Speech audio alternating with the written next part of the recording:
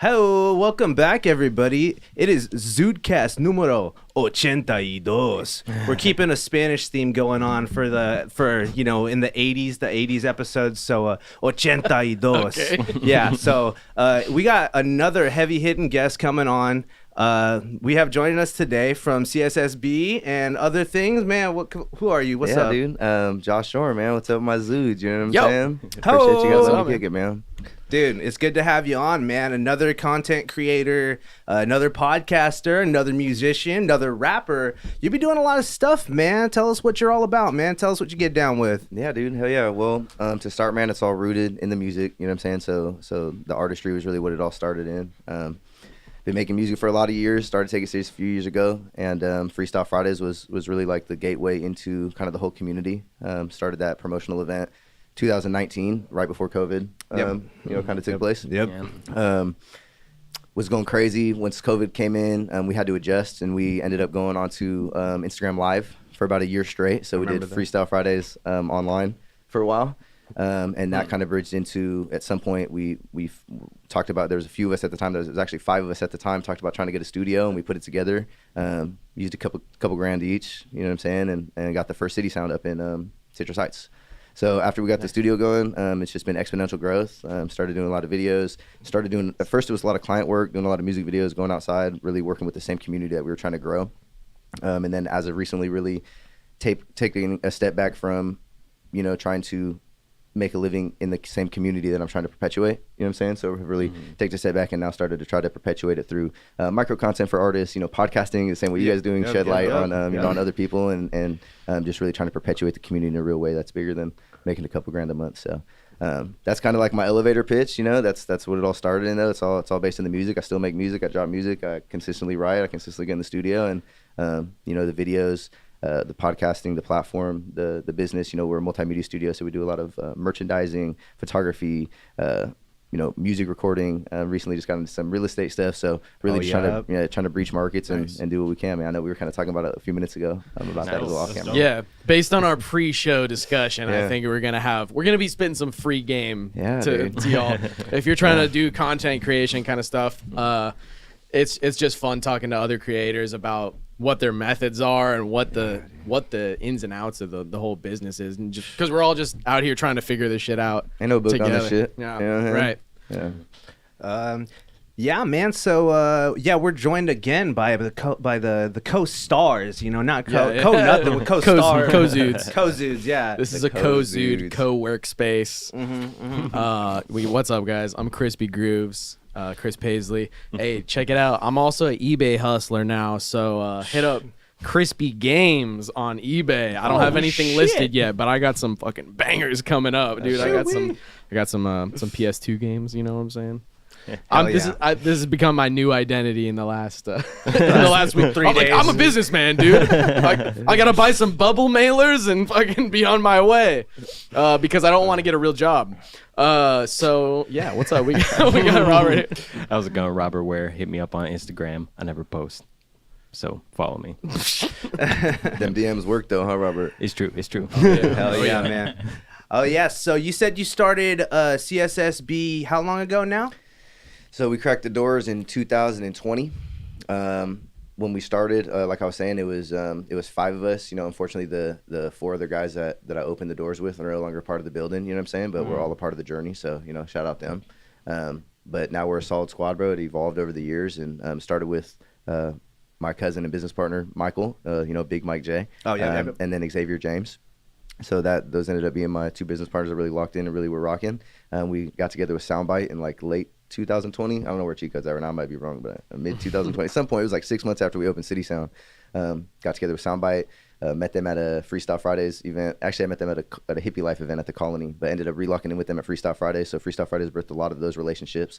Soundbite ended up coming in the building. They were renting space out from us for a little while, and then just last June, we moved into our Broadway location, and now it's 6 of us in there. So we all came together. The identity is now CSSB, City Sound Soundbite, as you said. Yeah. So it's a team movement, man. You know what I'm saying? It's super sick, man. The Freestyle Fridays has been what SAC needed in a lot of the music scene. I feel like to really get people of all different levels to be connecting with each other on all different levels, and all that stuff's been super sick, man. So fuck yeah, bro. I appreciate it, bro. Yeah, Hell yeah. The roots of that were, you know, being at the house, fucking on the porch with Jesse the Slap came through with the speaker and PA, and when it was after a show one day, it was like at a Hmong temple. It's probably like 2019 at some point, like September or something. Ended up back at the house. I was renting a room in downtown. There was like 13 of us all just rapping outside, drinking, smoking. Oh yeah. And then like at the end of the night, we were like, hey, we should try to like take this somewhere. You know what I'm saying? And then shout out Ryan XL Smoke Shop. You know what I'm saying? Man. Yeah, it was just recently the last Freestyle Fridays at Exhale, huh? Yes, sir. Sir was, man. So, you know, 4-year run. Big shout out to Ryan XL Smoke Shop. He's done a lot for the community, more than just for Freestyle Fridays and for City Sound Soundbite. You know, I've seen a whole bunch of art shows in there, a whole bunch of displays of just, you know, the community and what we have to offer just really as a culture. And so, you know, he's at a time in his life where he's going to move on to some new endeavors and do some new things. So, you know, we sent him away with some flowers through the last event, went crazy. And, you know, everybody stay tuned for where Freestyle Fridays will move on to, but we're for sure not done. You know what I'm saying? Dude, yeah, fuck yeah. Hold on, I'm just gonna. Can you go to their camera real quick? Can you just turn it a little bit, Christian? Can you just, you want me to turn it a little bit? Yeah, just so they're both more a little. There we go. Look at that. Look at that. We gotta get the best shots here. Oh, Yeah. perfect. Gotta get it all Me in lined there. up. We live, bro. We doing it live. We live with Josh Jorin, bro. CSSB. Cheat Code's in the other room. Yeah, dude. Man, let's like, oh man, That's just tight, dude. I know. It's like a fucking listening party. You know what I'm saying? That's just tight, dude. Hell yeah, man. Yeah, so you just put out some new music still too on your own, you know, of your own. Yeah. What was that project all about, man? Like, what was the message of it? What was like the theme? Yeah, dude. So, you know, I've been the last few months have been really super active for me music wise. So, I think it really kicked off with a Soul Search project that I had with Chief Zini, Cheat Code, and Santana Must Die. And it was a tight project. It was really just, you know, but the project is called Soul Searched. And if you listen to the songs and the tracks, I mean, it's really what it was. Super introspective project. You know what I'm saying? It's me figuring out shit about myself that, you know, when I was 25, I didn't understand. We also had a conversation off camera. We're all kind of in the same age group, you know, and these years are super pivotal, you know what I'm saying? Like in between, you know, you think like your early 20s, a lot of shit changes. And then like, as we approach 30, I just feel like it continuously gets, you know, I feel like real, dude. we're just constantly going through different puberties. Like first one's like 12 to 13. Second dude. puberty's like 17 to 20. Third puberty's like 26 Yes, to 29. Like, Bruh, it's like very Lord of the Rings inspired. We just watched The Two Towers last night, but they got second breakfast. We just did second puberty. yeah, dude. Facts, dude. And after the Soul Search project, which again is one of my favorite ones that I recently dropped. After that, me and my brother X James dropped a project called Player Pack. It was just 2 songs. It was something that we were kind of sitting on for a while, and definitely not as introspective. Definitely me talking shit. You know what I'm saying? But it's some You gotta shit have a mix. Yeah, do some shit you can ride to. You know what I'm saying? And do what you need to do, and hop in the car and feel good, and you know. the duality of man, you know? That's it, bro. And, you know, I'm not talking crazy reckless, but I'm talking crazy enough. You know what I'm saying? It's definitely a little bit different side of me. And then as of most recently, I just dropped a project with my brother Yeti out of CSSB as well, and that project was called Steakbles and Ceviche. And that project was based off of us going down to LA. We had shout out Cheat Code. We booked a session down there, very special studio. Shout out, very special. This is like sometime last year. Slid down there, 12-hour block, cooked all day, made a whole bunch of fucking music. Me and Yeti had 3 tracks that we fucked with. The first track on there, Steakbles and Ceviche, is actually produced by Cheat Code, and I fucked up when I uploaded it and didn't put that. So I gotta say that out loud. You know what I'm saying? Man. Yeah, you know what I'm saying? Yeti touched it and shit too. But yeah, we were down there cooking, bro, and so those 3 tracks came out, and that's like a fun project. That's like just some fun roll bounce shit. I'm fucking with the homies. We're, you know, in LA. We're out of town. It's very like leisure kickback. It's not like it's not serious. That's sick though, man. The traveling for music inspiration is a big thing I need to get on, because I know I have not traveled enough, and everywhere's got such a different vibe to bring to music. So that's sick that you're saying like you got like the different visions going on with each project, because I think we're all on a similar, you know, wavelength where it's like, yeah, you know, we got all these different moods as artists, you know, so you gotta have like the different narratives for each one. Hell yeah. Yep. And super excited. Like, I just a little self promo. We got a new project I'm working on with Connor Helm. It's called Divulgence. And this is like extremely introspective. It's probably the most vulnerable music I've put out. It's 3 tracks. They all encapsulate different times of my life. So the first one's called Laguna. Funny. So it's about being down in Elk Grove. The second one's called Arizona, because I spent about 5 years out in Arizona and really made some left turns in my life and made some decisions that really, you know what I'm saying, had some repercussions and really played out down the line for me. And And then the last song is called New Heights, and it's reflective of the Citrus Heights studio that we opened up. So super vulnerable track. You know what I'm saying? Definitely bleeding on that motherfucker. Shout out Connor Helm. He sent me the beats. They were all like named already. Like he had the vision for it. You know what I'm saying? Like he sent me like Josh Laguna. I'm like, that's the name of the beat? Like, go ahead. And he's like, yeah, bro, I want you to write about your experience in Laguna, like when you were growing up. And then he did the same thing. Second beat was Josh, Arizona. You know what I'm saying? So shout out Connor Helm, bro. Really tight dude. Put it together. So really excited for that project. Don't have a drop date for it. Doing some really tight shit right now. Shooting some videos. Really trying to get the production value behind it up and really make it a whole experience for sure. So. Yeah, we got to get a sneak preview of that shit, and it looking wild, man. That shit was sick, bro. That's really thank you, bro.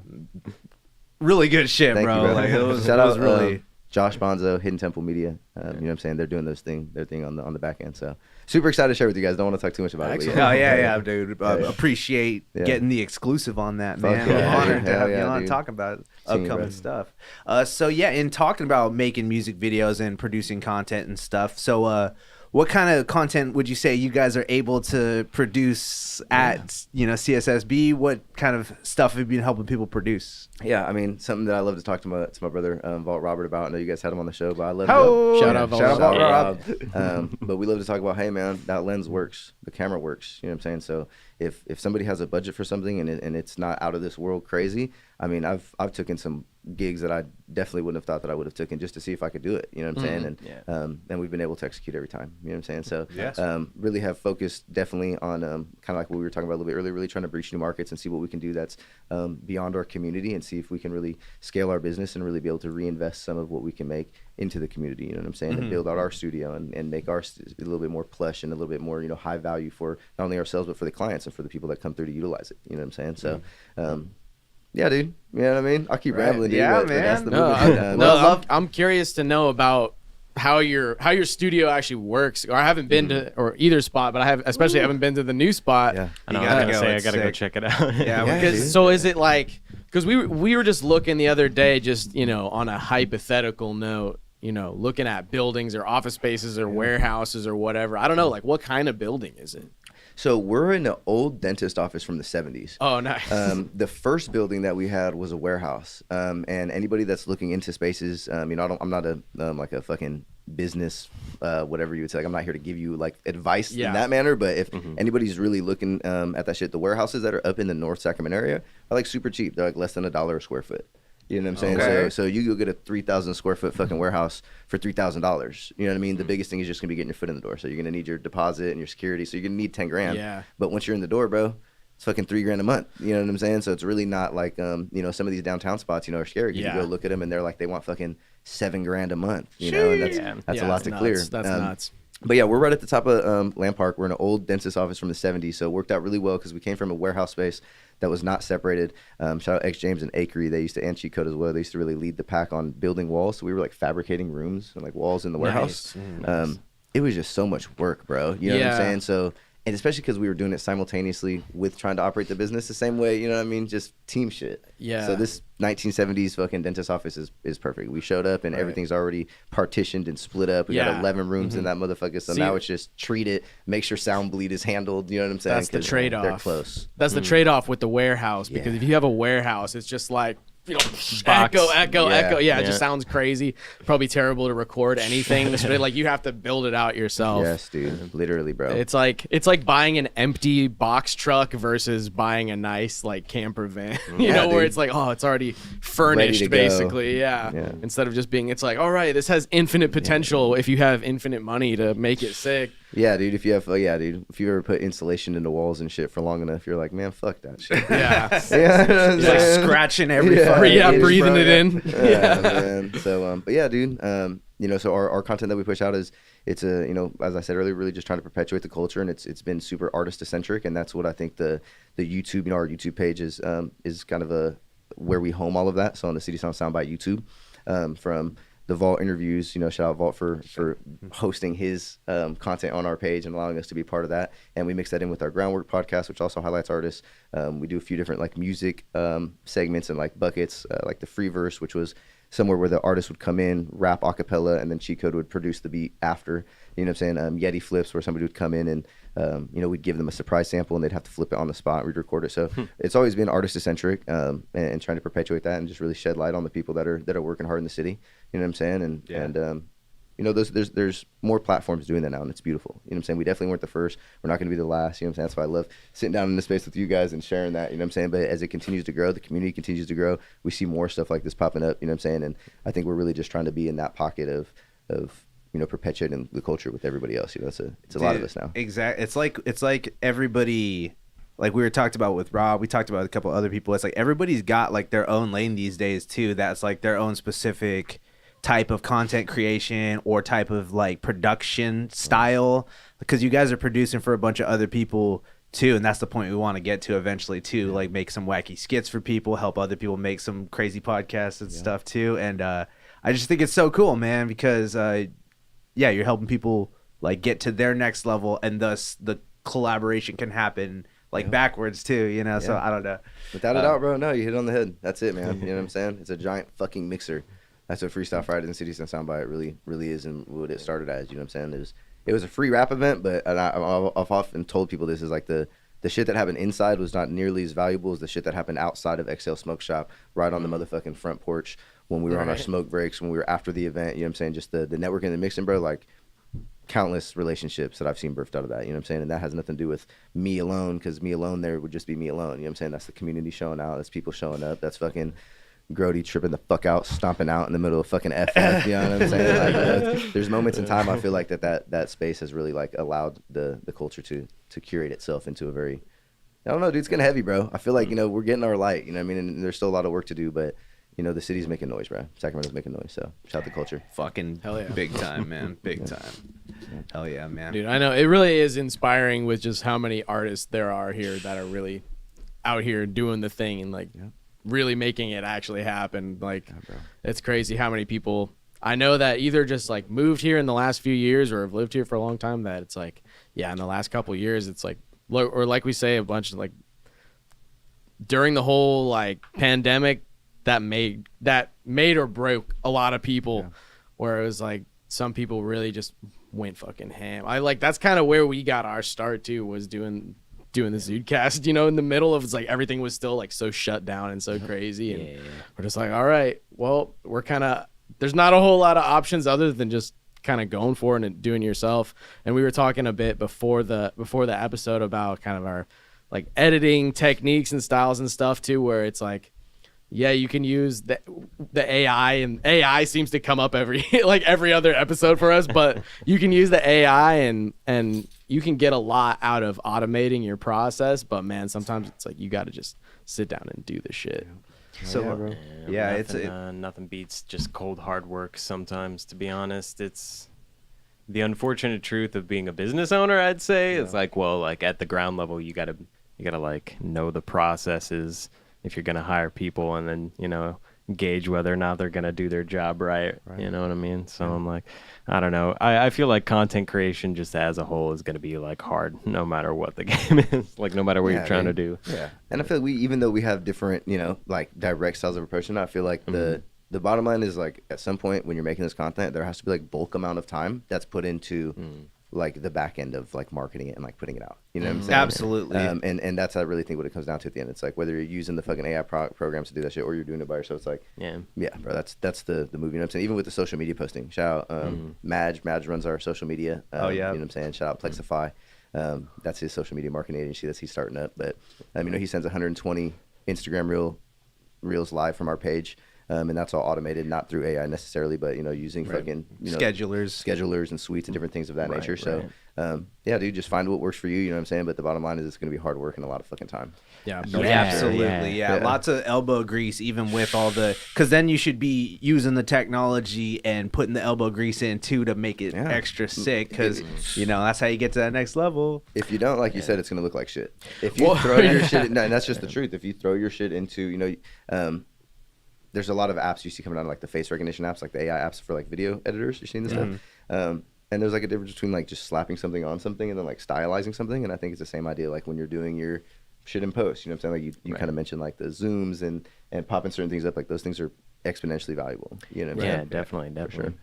I think one of the challenges that nobody talks about is even just discovering what your tech stack is gonna be. You know what I mean? I'm like, it took us a while to even be like, all right, we're using DaVinci Resolve now, or like, this is how we're doing it. So I'm like, that was like such a significant hill for us personally. I'm just kind of curious what that was like for you as well. Yeah, I mean, I think we're very much so still in that trying to seek that fluidity. You know what I'm saying? I think that it's very clear when I come in here. You know what I'm saying? And you guys agree me, kind of show me the spot. I mean, you guys are very comfortable with the operation here, even with even if back in the day, shout out Topgolf. Topgolf taught me this shit. I used to work there for some years in Scottsdale during the Arizona trip. But they have this thing called swan theory, and it's like a swan floats on top of the water and it looks beautiful, and then underneath its legs are working, but that doesn't mean that it's like fucked up. Like that's how a swan is supposed to work. You know what I'm saying? Like the legs are working underneath, they're working hard, but the bottom line is the motherfucker float on top and it look beautiful. And that's kind of the vibe that, I'm saying, I see the with the Zudes here, right? You pull up, there's kind of an operation, this is how it's going to work, this is what's going to happen. So we're still seeking that. We're continuously expanding, kind of we talked about a little bit off camera as well. I'm trying to get more people incorporated and kind of get the team furthermore and built out and get more hands on it involved, just because it's becoming a lot. You know what I'm saying? Yeah. So really trying to nail in those processes and how we're going to keep it consistent without fucking hitting burnout, you know what I mean? In a real way. It takes conversations and it takes head power. So we're definitely trying to figure it out and keep an eye on that shit, where there's definitely big changes we're talking about with the Instagram, with the YouTube. Everything's just got to be done with intention, and so that's definitely more where the conversations are headed now. It's like, we kind of talked a little bit, the quality versus the quantity, you know what I'm saying? Yeah. There's got to be some intention behind it with pushing that shit out. So that's kind of where the focus has been is, where's the intention? What are we doing it for? But we've definitely got the content creation down. You know what I'm saying? We definitely know that we can produce the podcast. We know that we can shoot these videos. We know that we can do this. So now it's, how do we actually get it out in an efficient manner that fuck with? That's always tough, man. Dude, both of those things where it's like, how do we know like what's gonna hit the best too? That's like another thing we're trying to figure out, because we're like, all right, what do you need us to do, guys? What does the internet want? You know, and like, so we're like, what? Because sometimes it'll be the most random thing that does the most well too. So yeah, dude. We had the guys shout out G Cruz and Connor Helm and Sean Akery. Cool. Engineers out to space, artists out to space, producers out to space. But they hopped on Instagram, made a reel, and it was like just like a on the fluke fucking like little skit. And it just hit way harder than any of the content that we curate. And so like me and our dogs are in the room, we're just like slamming our heads against the wall. But then we meet them in the middle, you know what I'm saying? So then the next day we get those guys in the room. We're like, all right, fuckers. You know what I'm saying? Like, we need you guys to make this shit. You know what I mean? This shit's tight. You know what I mean? So what magic sauce do you guys have? What are you guys doing? Because we're trying hard as fuck, you know what I mean? And this works. So it's gotta be fun, sauce. Dude. Yeah, dude, it's gotta be fun. And that's the other shit at the end of the day. You know what I'm saying? It definitely shouldn't feel like just fucking hella work, And, well, that's the thing. Actually, doing the podcast is like 10% of the work for ZUDECAST. It's easily the funnest part. It's like, buddy, that's the fun part, right? It's like recording music. That's the part where once you start making money doing something, you're like, cool, I'm just going to make a podcast. The rest of y'all who I hired to do this, y'all can figure out the editing and you can figure out what I meant in this clip, Because that's just the reality of when you're getting first into doing YouTube or podcasting or whatever. It's like, especially if you're doing long form live content, there's going to be a lot. There's going to be some filler. There's going to be some tangents. There's going to be some, what the hell are we talking about? But like you have to know, all right, how do I turn this into a 60-second clip that actually makes sense? Like, because when we do some of our reels, like we were saying, we got to take a 5-minute chunk or a 10-minute chunk and find, it's like, what's the whole point of this? It's like, there has to be a point to it because the clip game is so huge that there's people that are trying to make a whole living making clips of other people. Like there's thousands of channels that are doing nothing but clipping. Like they're just like, all right, I'm just gonna repost this 20 seconds of Andrew Tate saying something, whatever, chomping on a cigar. Put some music behind it. Put some like Giga Chad Funk, bro. Giga Chad Funk edit. And it's like they're like, okay, cool. I made $8.72 on that clip or whatever, and then they're like still just going for it, where it's like doing podcasts is awesome because it gives you a lot of content, but then it's like that's where the real target is. I know. Where it's like that is just what it is though. People just have 3-second attention spans. Yeah. It's almost like it's like diverging where there's shorter and shorter clips and then there's longer and longer podcasts. Like back in the day, everybody was like, Joe Rogan's like so long, that's such a long like 3-hour podcast. Now you watch some of these fucking dating podcasts like whatever and Fresh and Fit or whatever, and it's like they're like 4 or 5 hours long, and then just like there's someone just on their editing software like, I'm gonna make so many fucking clips out of these, dude. It's crazy. Nuts, dude. That Or is like- sick to your stomach. I feel like that would just be so exhausting. That kind of ties into what you're talking about, like about burnout as a content creator too, where it's like having realistic expectations for how much work you can handle has been something we've been kind of having to pay attention to, because sometimes it could be like and then it's just like, again, it's like, is this even up to the quality I want it to be, kind of shit. And juggling life and, you know, working and try to, you know, get new shit, take your shit to the next level. It's really important as a content creator to not run yourself into the ground, you know. For sure. Which I feel like it can be easy to do. Yeah, and this is like I feel like the unfortunate truth is, I feel like a lot of people do it really consistently for a long time, and then they just like quit and just like really stop. Like I've really seen like the real just like cold fucking like just pow, I'm done, you know, and just walk out the room. You know what I'm saying? Like, you know, I was telling you guys early in the show, it's like, you know, we started the business with 5 guys who unfortunately aren't there anymore, and it's like that's how that shit plays out sometimes, where it's like, you know, guys, you work really hard and you think that it's something that you want to commit to, you know what I'm saying? But it's like marrying a lady, you know what I'm saying? It's like marrying a girl or fucking or a dude or whatever the fuck you're into. But you know what I'm saying? Like that's that shit. It's a very real commitment, you know. And you know, you guys are on episode motherfucking 82. You know what I'm saying? Like you don't fucking shit that out on a weekend when you're bored. Right. Yeah, that's for sure. That doesn't happen, you know what I mean? And so yeah, dude, you know what I'm saying? There's obviously a consistency model, and then we've got to work in that fucking quality with it. And you know, you guys are going to the motherfucking moon. You know what I'm saying? I'm here for it. You know what I'm Sheesh, saying? we trying, bro. Zudes on the moon. The Zudes on the moon, bro. Taking us Come on, back dude. to the Come moon. on, dude. Yeah, back home, dude. Back home. Yes, Yeah, indeed. back home, Zude. Yes. E.T. stoned at home, bro. That's a whole fucking. That's a feature film, dude. Hold on, I'm gonna go to the bathroom real quick. So You can just go to the bathroom on live like that. Yeah, I dude? guess so, right? Yeah, if anyone needs to piss, just go for it.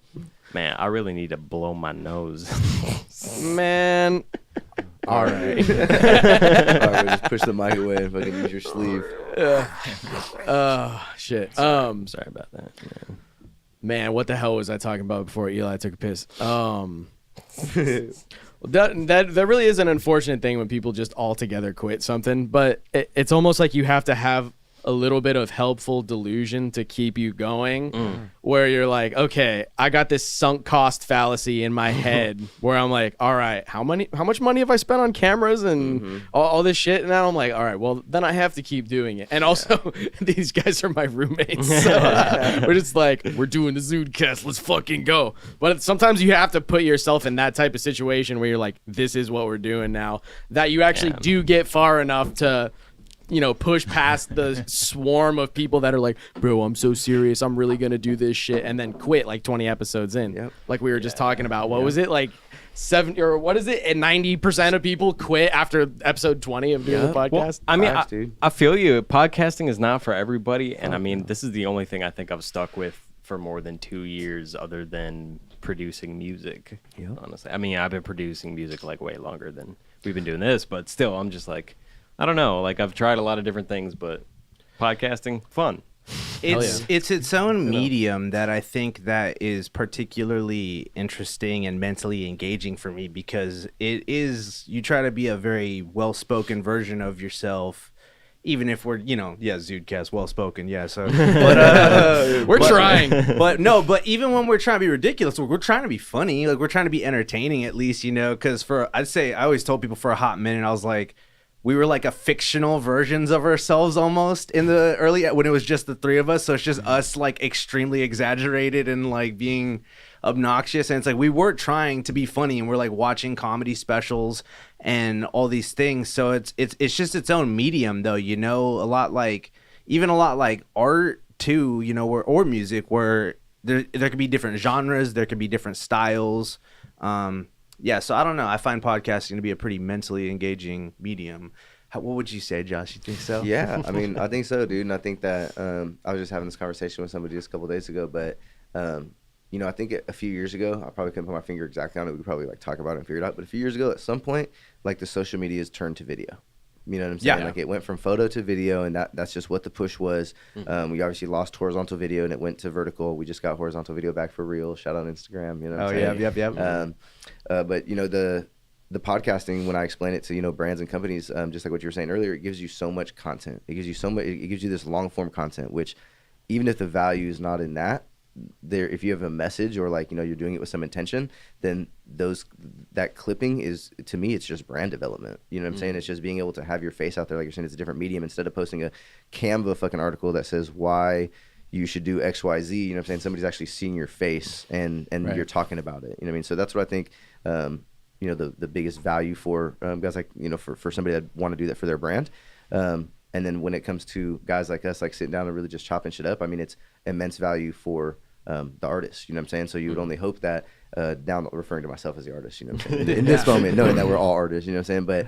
But, you know, down the line, it would be really tight for individuals like yourselves, or when like we're doing our podcast, shit like that, like you guys should gain some return value for the opportunity to, you know, shed the light, you know what I mean? And it's not like an exploitive thing.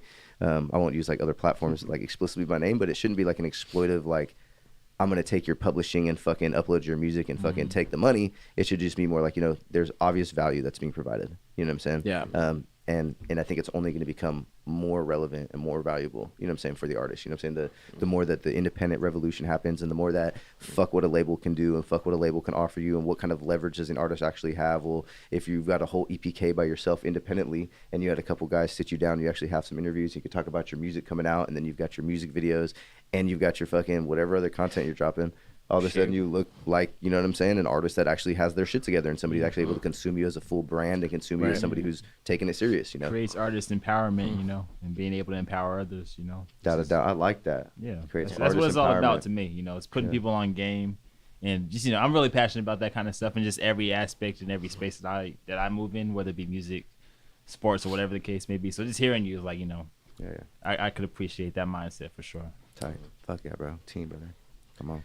Hell yeah. Don't mean to get deep on y'all. No, you're good. No, you're good. It's like mic drop, bam. Like fuck yeah. No, exactly. It gives you a much more it's a much more face-to-face medium, where for, you know, most of our lives and for most of history of TV and radio, everything's been this very radio, I'd say, probably has more opportunity for, you know, there's like was it Coast to Coast and all that stuff. I don't know if you know about that. They used to talk about like aliens and conspiracies at they still do, bro. Yeah, he's still around. What's his name again? Bob something. It's not Bob Lazar, because Bob Lazar's the other guy, but what is, bro? I forgot his fucking name. I can hear his voice, dude. I can hear his voice. Yeah, I know what you're talking about. I forget his name. So radio not as much, but TV for sure. Everything is a very constructed short little piece that they're choosing to show you the best part, you know. For years and years, that's how it was. And so podcasts, it's a very drawn out, you get to really experience a lot of different sides of whoever's speaking. And I think that's why it's hitting so hard these days, is because somebody wants to hear storytelling. That's also another thing too, is like listening to people tell stories or talk about stuff. It's something that humans naturally love, I feel like, you know. Years of living around the campfire. That's why we read books. Yeah. Right? It's fucking stories. That's where the shit started. Oh, shout out Ritual Productions. Yes, it was Art Bell that we were talking about. Art Bell, there we go. Yes. Shouts out Ritual Productions. Shout out everybody in the chat. Everybody in the chat. Woo! Let It Eat podcast. What's up, y'all? Hey, Let It Eat, the Florida men, bro. Let's go. Yep.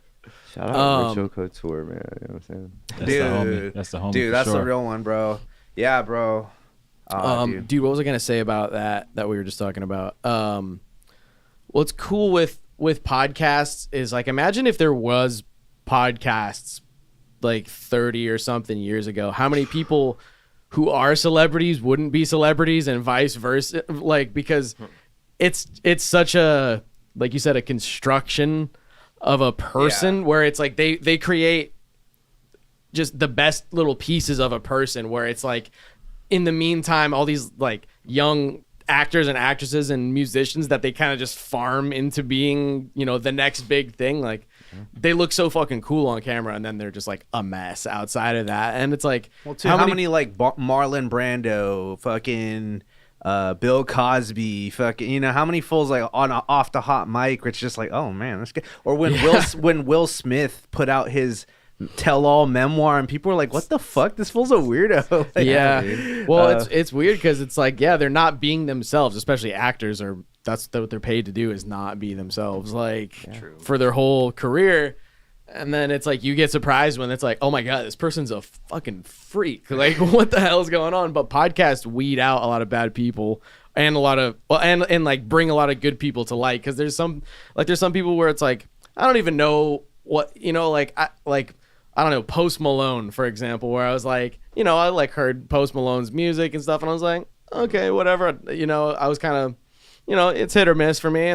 But then I watched his Joe Rogan episode, and I was like, this guy seems like actually kind of a cool guy. Like, where you're more likely to support that person just because they're like, hey, that seems like a chill person, rather than like they have this rock star image. It's kind of cool. I definitely feel you on that. There's a lot of people who I watch more for their like speaking content than necessarily like the music that they make. Right. Even though the music is good, but it's just like they do the content more frequently. Yeah. So I'm like, to your point, Chris, like I've seen something like you see the other side of it too. Like that one popular Netflix show that was like really buzzing called Beef. Oh yeah. Well, yeah, it's like predominantly Asian cast or whatever. Really good show, like high ratings and everything like that. Yeah. And there's like this artist. He's a super dope artist. Like he did like pretty much all like the set art for like the show and everything like that. Come to find out, the dude's like a really like a kind of like. Yeah. You talk about David Cho? David Cho, right? Yeah, and he got exposed because of a podcast that he did like 10 years prior. Shit. Right. I remember. Like, literally just admitted to like all these, crazy things he was doing. It's, right. That's I can't happen the opposite way. Right. Yeah. So it's a trip how a podcast can really like, it can set you up in a positive way or it really can expose you in a negative way. So. Well, again, I think it just shows who you kind of, you show a very forward version of yourself. Again, it's you right here up in the bitch. Mm-hmm. Yeah. What kind of podcasts do you like personally, Josh? Do you listen to any? Yeah, dude. All right. So, just like on any other like music show, I got to give the local shout out. So, I'll be tuned in with obviously the Zudes. You know what I'm saying? So, I'll be tuned in with ZUDECAST. Appreciate you, tuned bro. in with We Are Sacramento, which is another podcast channel, and they do numerous podcasts out of their space underneath them. So, their whole movement, you know what I'm saying? I don't even want to start listing. There's so fucking many, but a whole lot of dope shit. And then when it comes to like my real consumerisms, I really, as of the last like maybe 6 months, I know we were joking about it earlier, but the team pushes out so much content that I really try to make an effort to like tune in with Vault's interviews. You know what I'm saying? Yeah. Tune in with, bro. Sometimes I have to go listen to our groundwork interviews. Like I'll do the shit and we'll fucking record it. I don't know if you guys have that same sentiment or not, but then it's like, and I don't even know what the fuck we're talking about. You know what I'm saying? And I feel like there's really some gems that get dropped, that are good for ourselves to like hear too. You know what I mean? Like you're saying, it's that very non filtered version of yourself. I feel like it can be in certain moments on the podcast. You know what I'm saying? But yeah, bro. I don't have any like big name podcasts. Shit. There's this one dude. His name is I think his name's Funny DeMarco. Oh yeah, that dude is funny. On Breakbeat, yeah, bro, on Breakbeat Media on YouTube, and that fool is fucking hilarious, bro. Yeah, he does like some tight ass fucking artist interviews that are just fucking comedy, bro. Yeah, just real comedy. You know what I'm saying? He be blitzing people, so shit like that. But yeah, bro, I've been trying to up the team listens and really get involved with what's getting pushed out, because again, it's just such a saturated amount of the shit where I'm like. That's what's up, though, bro, because then you get, like, real beamed in on what everybody's getting on and shit. Right. And, I love what you said, too, where it's, like, listening back. Sometimes it's like either something pretty insightful that, again, you could use for yourself, or it's something it's like, I didn't catch that initially. Nice. And then, like, on the repeat, it's hilarious. Like, I've had a couple reels editing that where it's just, like, one little tiny, like, under someone's breath comment that just fucking has me rolling in tears, like dude. That shit, bro. I have one podcast, I'm not gonna tell you which one, but one that I sat down on, and I'm like biting my nail for like probably like fucking 3 minutes straight. Like, I don't know if I was nervous or what, dude. I'm just like sitting there, you know what I'm saying? I'm like, those are those things, somebody's gonna catch that and blitz me and be like, "Hey, bro, get your finger out of your fucking mouth." Roddy, dude, we've been getting what's the word? Just a couple. Or are you talking about the likes? Yeah, people have been busting our balls because sometimes we'll be like, yeah, and it's just like people give a shit. And I'm like, it is just like that.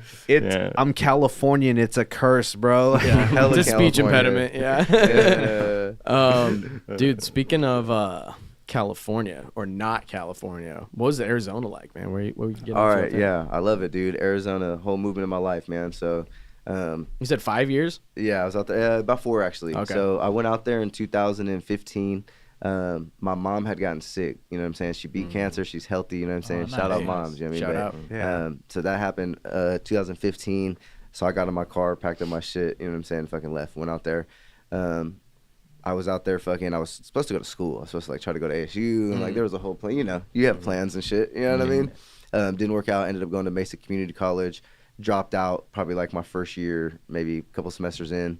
Took a little left turn, started fucking with pharmaceuticals and pills and a whole bunch of extra shit. Really took me off the deep end. Zero productivity, zero direction, zero fucking. You know what I'm saying? I was working a full career. I was fucking a movie theater manager. You know what I'm saying? Or what I thought was a career at the time. I was fucking, on salary and could pay my bills and get high. So it was lovely. You know what I'm saying? Right, To that version of myself. You know what I mean? So yeah, dude, big step away from like the direction of what I was trying to do. Had a lot of aspirations when I was younger. Not necessarily like studio aspirations, but again, music. You know what I'm saying? Music creating. When I was out there, I still made music, but I had to take most of it down. It was all like on SoundCloud and shit. But I go back and listen to it, and it's just like drug music. You know what I'm saying? Like just slurring my words. Felt and, that like, it didn't like represent you at anymore. all. Or... Yeah, at Gotcha. all. You know what I'm saying? Just the shit that I was saying. You know what I'm saying? And Yeah. I don't know, like if you guys have ever had experience. We don't have to talk about it too much. Oh, But those drugs like really fucking change the way a motherfucker acts and thinks and dude. fucking. You know what I'm saying? So Yeah, there was a sort of insight that I think I've been coming to recently about how like people view the way drugs change your thought process, and I'm like, I have personally done like a wide variety of drugs. I don't do drugs at all anymore, but like your thought process doesn't feel like it's changing to you at all necessarily. Right. Yeah. But you're just suddenly like making like decisions or acting out in ways, and you like feel totally justified and like fine about it in the moment. And it's often the retrospect where you're just like, God, that was wild. yeah. There's definitely a few videos that are make me fucking sick to watch from back in the day. You know what I'm saying? So, I feel it, man. but yeah, dude. So that was the Arizona stint for me. But I say it in one of my songs. I'm like, it's a place I almost died, and fucking also was like my biggest blessing. You know what I'm saying? Learned a lot about myself. You know what I'm saying? Learned that I could fucking really nut up or shut up, and I fucking quit that shit. You know what I'm saying? I was blessed enough I didn't have to go to rehab and fucking do any of the extra steps. I really was just blessed with a strong support system. Yeah. Made that shit crack. You know what I'm saying? That's fucking. That's incredible, man. Wow. Yeah. I heard you because like you were talking about like how you have like this new EP coming out, and it's kind of talking about like your different spaces that you've been in your life and where you've been in. I know you mentioned that like earlier about like how you kind of were going to that dark space and everything like that. And for me, I've had like my own version of that, not necessarily with the pharmaceuticals, but with other things. Version, and just like the strength and the vulnerability that it takes to like really like put that out there for the world, and like I know that's going to help people, so that's dope. But like you just talk about like the space that you're in, like where you want to be able to put that in your music and be vulnerable in that way. Yeah, for sure, dude. I mean, I think really it all boils down to like something that I say when people, it comes all the way even back to Freestyle Friday. Something I've always said is just, we try to be like the people that we didn't have, you know what I'm saying? And I think that's like the strongest like motivating factor for people, you know what I'm saying? Is like, however somebody fucked you up, like you don't want to fuck up other people like that. Right. You know what I'm saying? Like whether it's your fucking parents, your aunt, your friend, your girlfriend, like whatever it was, somebody cheats on you, you don't want to cheat on your significant other after that, unless you're like just a fucking scumbag, you know what I'm saying? But for the most part, if you get your heart broken, like those are the type of experiences to do that. So, my current headspace has just really been that's very clearly like a super pivotal time. What word am I trying to say? Pivotal? Pivotal. Yeah, pivotal. Yeah, pivotal. Super, Yeah. super Yeah. pivotal. There you go. Super We know what you pivotal mean. time. Yeah, dude. But and at that time, as soon as I got out of it, I would have thought that I would have wanted to strike that and like not live that out. But the older I get in shit, I realize like how relevant it was. And so I feel like sharing that's heavy. I've got people in our community right now, bro, and fucking people that I talk to, bro. We're a fucking rap studio. You know what I'm saying? And not to put us in a box, but like so many artists that come through there are like hip hop, bro. And this is like sex, drugs, and rock and roll. Like there are people doing drugs and really utilizing the shit and trying to perpetuate still what they're doing. So I talk to these guys, man. I have the same way I'm talking on this motherfucking podcast. So I don't know if any of y'all are watching, but I talk the same way to them in real life, where I'm just like, you know, the shit's gonna fuck you up. You know what I'm saying? I know this because it fucked me up. Yeah. You know People need to hear it, you know, and just like it helps them out if they're actually open to listening to it. I'm sure it helps you. You know, Yeah, it's like like it a helps you. motherfucker, dude. It do, bro. It absolutely does, bro. You say that shit out loud, it makes it real, bro. You know what I'm saying? And yeah, bro. They're That's like, dope. we ain't going back. You know what I mean? Yeah. Well, but it's like that's the problem with drugs is that there is a threshold where it's like you can use drugs to do stuff. Like, and you can actually, it's like, I don't know, it's like anything. It's like having a fucking credit card. It's like, yeah, you can, you know, just spend a little bit on your credit card and, you know, maybe you get that 5% cash back. You like where you go to the bar and you get that 5% extra charisma for the time. But then it's like, the more you do it, it's kind of like, it's similar, like a debt situation where it's like, damn, you can only get back up to, you're already so far in the hole and you only have enough to like pay off a little bit of that debt at one time, you know, where it's like, you can't ever just get back to base level where you were. Like it can be kind of rough, especially with pharmaceuticals too, because doctors tell you to take them and they're like, there's no way this will kill me. Whatever, and you know, right, you know, fucking shit. Dude. I mean, I took like Adderall for like a few years, and it's like, dude, I wrote some fucking essays, and I was like, I worked on some music shit, and I did some stuff, and I lost some weight, and I, you know, there's a couple of there's benefits of it too, but then it's like, dude, high blood pressure for when you're like in like your senior year of high school. It's like you shouldn't have high blood pressure or fucking, you know, whatever. It's like there's so many. I don't know. It's like there's trade-offs with certain stuff, but you know, and we all still have our vices. I mean, like you were saying, you don't do any drugs anymore, Bobby, but it's like, you mean like drugs. I mean, like I smoke weed, but like California sober. Yeah, like, California sober. California Exactly. sober. Right, there we go. We'll smoke weed and drink beers. And I don't do shots. psychedelics and designer drugs and stuff like that anymore. Yeah, I like psychedelics. They're fun.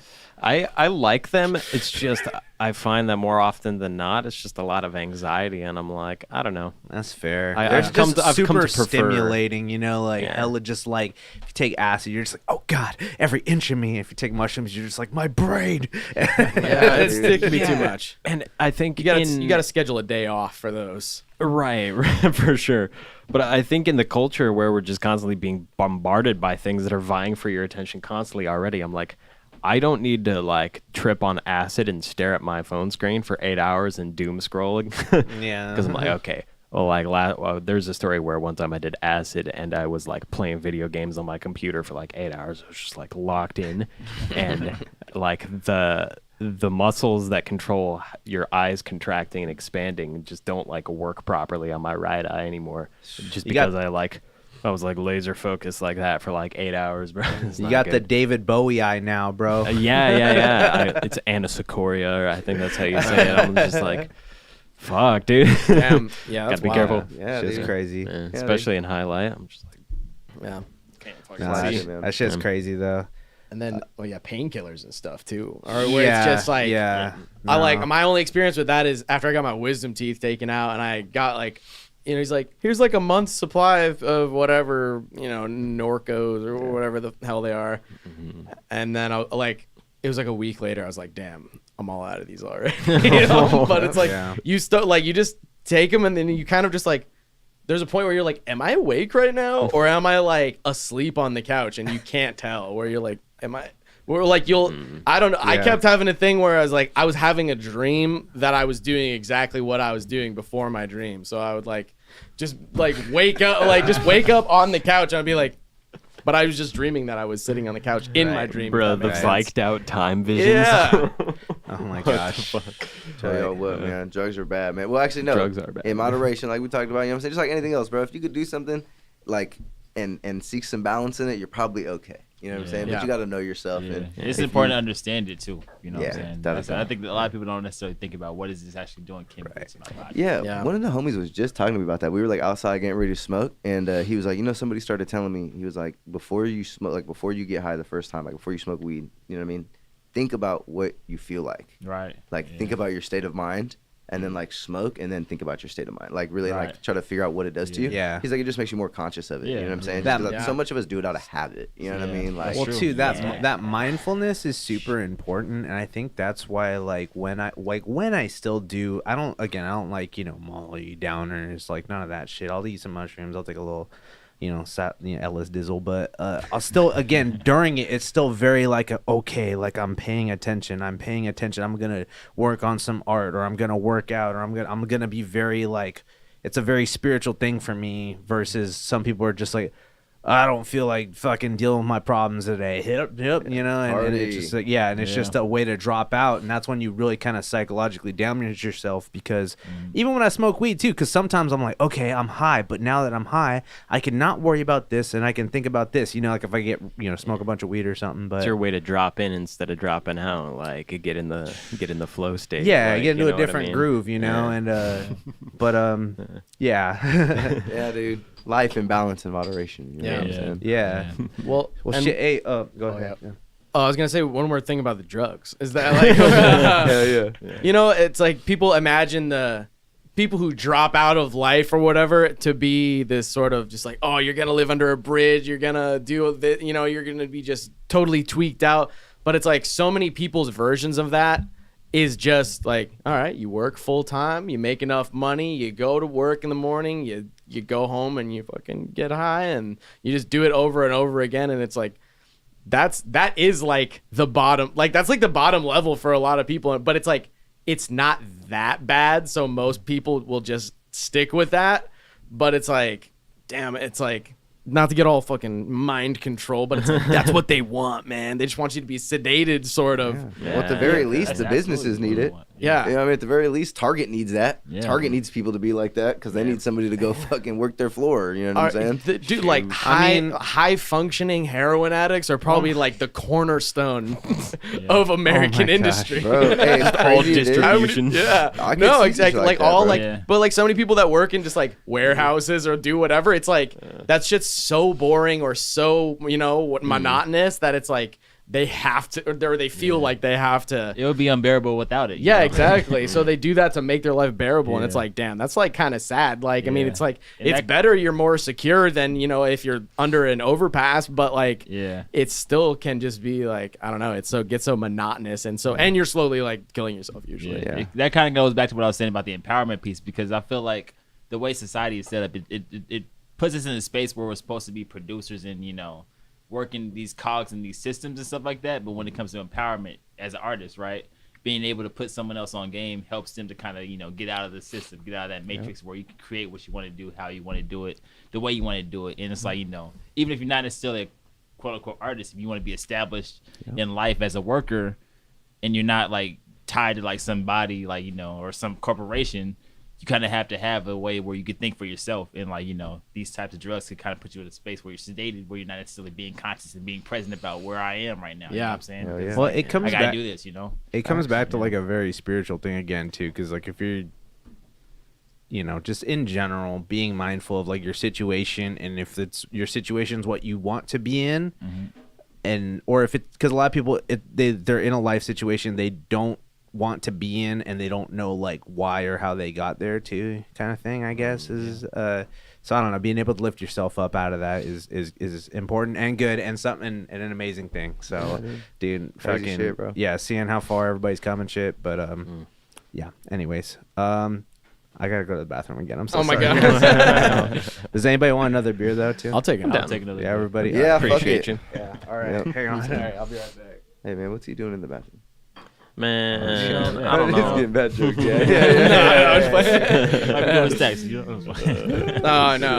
No, if he was doing that, I'd be like, hey, motherfucker, time to share. Right. I mean, I feel like that's what it looks like I'm doing, but I swear it's just allergies. You know? I know. I like you were talking about with the nail biting thing a while ago. I was like, dude, if someone really wanted to, they could easily make a compilation of just me like scratching my balls, or just like picking my nose or doing whatever. There's so many bad habits that people just have that you're not even conscious of until you do it on video. If I don't scratch my face to relieve the allergies, I will literally just start crying. So damn, bro, you're welcome. I'm sorry to hear that. You're just like, Don't do it.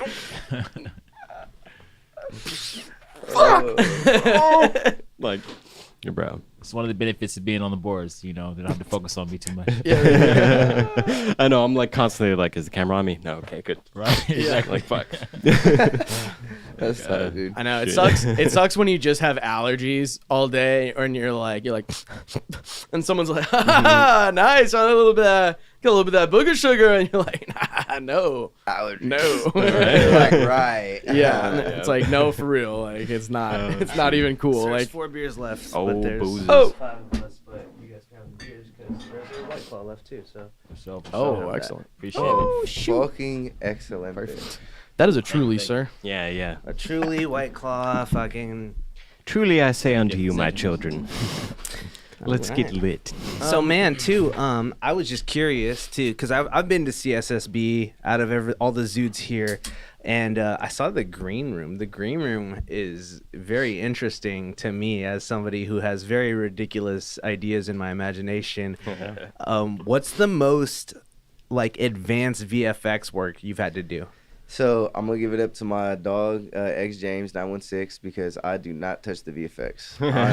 I'm very big into the cinematics and you know, doing everything you know, in the preliminary and you know, making sure I'm staging out my shots and what I want things to look at. You know, treating videos more as of lately, but X really gets in there and goes crazy. So anytime somebody comes in and they inquire about anything like that, I always shoot them X's way. And X has done some tight shit, bro. There was I think it was with Donnie Guapo, I think is the artist's name, and he put him in this green room. We shot him in the green room. You saw the green room. It's like a 10 by 10 fucking room. We just painted green. You know what I'm saying? It's all green in there, and he beat it up, bro. He fucking him and I think it was In Ordinary Visions, which is another editor out here. They collabed on it, and so did some really tight shit and put bro in like a 3D fucking space, like I was telling you guys. Like they really got some crazy shit. That shit scares me. I'm trying to get like a fucking politician that like needs a fucking teleprompter, and I'm trying to like turn this fucking background like to the American flag. Hey, if you need if you need know another VFX guy, like the standby screen that we did was all like comped in 3D basically. Yeah, so. it looks crazy. The Borderland shit. Yeah, it looks fucking crazy. Dude. Hey, just let me know. Is that you? No pressure. Yeah. Oh, that's tight, bro. Fuck yeah. Damn, bro. Yeah, so I mean, yeah, I'm scared of that shit, bro. So shout out all the VFX editors. You know what I'm saying? I chose probably like a year and a half ago because I used to fuck around and you know do like overlays and other shit. And if you go look at like the last 50 videos I've made and put out, they're fucking all hard cuts. Like I'll include like flashes if anything, you know what I'm saying, or like a fade in, fade out, maybe across the all fucking maybe. Right. Yeah. You know, but I'm fucking with it though. You know what I'm saying? I think everybody's kind of got their own direction with that shit. Because I definitely see some VFX videos where I'm like, yeah, that shit's fucking wet. You know what I'm saying? Yeah. Hell yeah. That's sick. So you're more behind the camera and more like the director kind of cinematography angle. For sure. Tell us about your vision, like with that. How do you approach even working on a project for, you know, each thing? You know, it really just like what we were talking about, kind of with the social media stuff. What I take when I go with, you know, when I go out with a client or with an artist to go shoot, I just feel like it has everything to do with the intention. Like, you know, run and gun shoots can be really tight. I mean, I've thrown some of my favorite videos are run and gun shoots where I just like pop up and we shoot a video. But I often tell artists like, bro, like talking about it for like 20 minutes. It don't even have to be that long. Like just discussing like the direction of it and kind of like what your intention with it is and what you would like to get out of it. And, you know, simple shit, bro. I've delivered videos to people and had artists be like, bro, I'm smiling the whole time. I'm like, is that a problem? You know what I mean? He's like, well, yeah, like, you know, this isn't just how it was. Like, that would have been good for me to know fucking when we were shooting. I probably would have told you to not fucking smile. Right. Yeah. So just like figuring out, you know what I'm saying, an artist's vision and kind of and what their goal for the video is. Currently doing a video for an artist named Loverboy Levon, real dope artist. And I mean, it's a borderline run and gun video. We shot it all within like 2 hours, but we treated it for like fucking 3 or 4 hours. You know what I'm saying? And we had 2 cameras and, you know, everything was done with intention and all the lighting was done with intention and just, you know, it wasn't always like that. For a long time, I'd go out and I'd put a fucking key light on you and I'd be like, let's fucking go. You know what I'm saying? Your face is lit up. It's lit. You know? Yeah. Put a fucking Luma cube on my camera and have a fucking moving light. You know what I'm saying? Fix like it in just, post. Yeah, dude. You know. So really just trying to step back into being a student of the game, and that kind of boils down to what I was talking about the videography. You know, when I was pumping out that just absurd amount of client videos every month, the room for growth really like limited itself. You know what I'm saying? Like Yeah. how much I could really learn and the hours I could spend on YouTube, you know, studying and researching things really minimized. And so I saw my growth didn't like plateau, but it slowed way the fuck down. You know what I'm saying? Like I learned probably an incredible amount in my first year of like getting into editing. And Dude, then that's like how I just feel, yeah. slowed down hella. You know what I mean? Obviously it's exponentially harder. Like you open up the Fusion tab and you're like, the fuck is it? What is a node? You know what I mean? But yeah, dude, I mean that's yeah, I don't even remember what you asked me. Fucking yeah, dude. No, you're just thinking No, about you nodes. answered it for sure. Yeah, Yeah. dude. Yeah, having the four like the pre-planning, you know, and again, because you're directing the video too, it's like it's just like directing a movie. You're getting a performance out of an actor, you know. If you want to look hard, yeah, I'm gonna tell you if you're smiling. You know, like, Yeah, dude. So that's sick, man. Yeah, bro. So yeah, everything. Yeah, just to wrap it up, everything's become intentional, bro. I love that shit. You know, I like doing small shit, like being able to see somebody's silhouette through the door before they walk out the door. You know what I'm saying? Like just real simple shit, bro. Real simple shit for sure. Yeah, that's probably super important with like anything like that. It's like having intention to do everything that you're doing right, so everything makes sense, and you know, the way it's digested is like it's understandable. Hell yeah, you know, without a doubt, bro. Yeah. Yes, sir. It's tricky because you just have to do a certain number of things, or you have to do a certain number of projects where you don't know what the fuck you're doing before, and then find that niche. it's like you don't learn to have that foresight until you're already like, all right, you know, we're 82 episodes deep at this point, and we're still learning new shit every day of the process. Exactly. My bad to cut you off, brother. But yeah, you watch back enough episodes of being like, damn, if I would have done that, that would have been way better. And like you self-critique yourself and correct yourself, and then and then all of a sudden it's like, you know what? This would look better if I faced the light off the wall and reflected it. You know what I'm saying? Instead of fucking shooting it up against the back of his legs or whatever the fuck I was doing before. Different techniques and shit. Hell yeah, dude. I'm fucking back on my YouTube shit, and I'm fucking very glad. You know what I'm saying? Definitely trying to continue to grow that skill and blow it out. You know what I'm saying? We need Netflix specials. We need that Sacramento fucking hip-hop fucking documentary for the culture, like just produced by all the producers and fucking video directors and SAG. That would be sick. I know there is that like new movie with Michael Cera and Ryan Sacramento coming out. I'm curious to see what that's gonna be about. Yeah, dude. Just like how it's gonna, you know, how it's gonna portray us. As Somebody said some city. funny ass shit and was like, they saw like the shoot going on, and they're like, yeah, Michael Cera and what's her name? I don't remember her name. Emma Stone or whatever. No, it's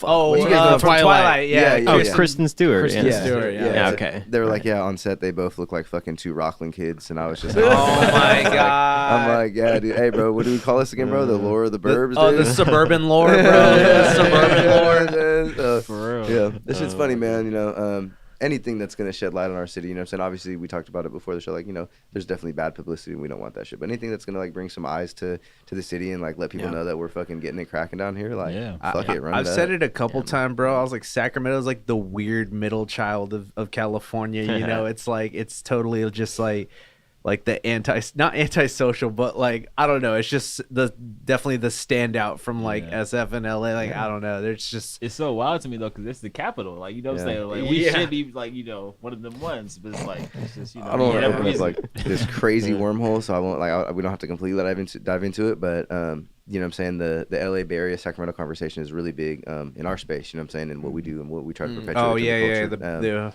You know, there's a reason that people leave and go to these places, you know what I'm saying, and you know, again, I'm not a fucking expert, so you know, don't take my opinion with 2 cents or whatever that saying is, but I feel like people are seeking community, they're seeking resources, you know what I mean, they're going seeking the ability to fucking meet somebody or get into a room or fucking, you know what I'm saying, there's opportunity in these places, you know what I'm saying? Yeah. You know, it could be fucking Atlanta, it could be fucking Detroit, you know, these places that are like music powerhouses. Sorry, guys. Right.